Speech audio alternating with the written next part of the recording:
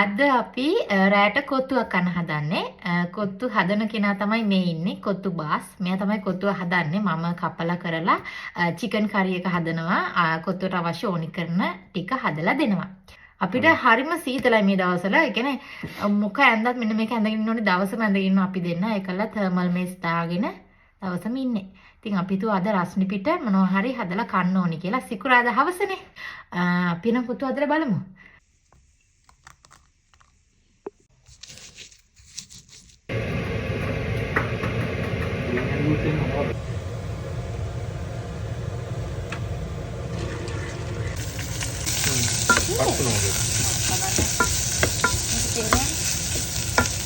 මේකෙන් තමයි මම චිකන් කරි එක රස කරගන්නේ.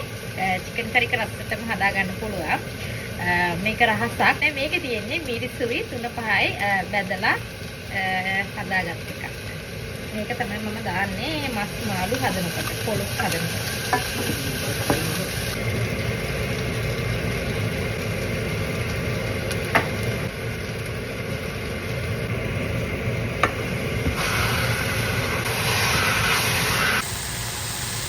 අපි තව රහස් වස්තුවක් හදාගන්න කොත්තු හදනකොට කිරිහොදි ටිකක් දාපුවම කොත්තු එක රසයි. ඒ නිසා කිරිහොදි ටිකකුත් වෙනමම හදා ගන්නවා.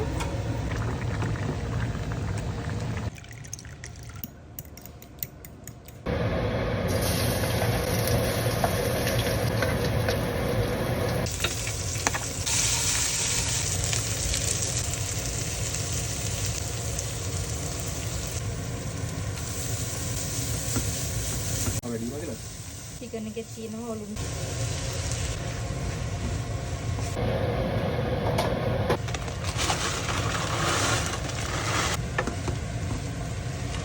දැන් අපි ලීක්ස් දාමු. මේවා ටිකක් කලින් දානවා. ඒවා ටිකක් මේ අයියයි. ජනකම්. චිකන් හොඳි හැදි ටිකක් මාර්ගෙට. අද චිකන් හොඳ. යාලි ටිකක්. දැන් දාමු කිරිහොදි. දැන් චීස්.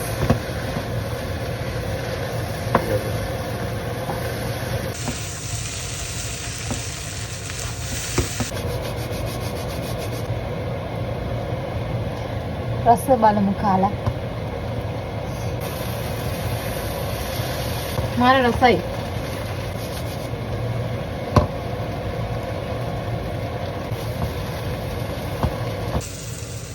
ඇති. අය මට මේ ඇති. හරිම රසයි. වන් හිතනවා ඔයාට මේ කොත්තු හදන්න පුළුවන්. ඔයා බිස්නස් එකක් පටන් ගන්න.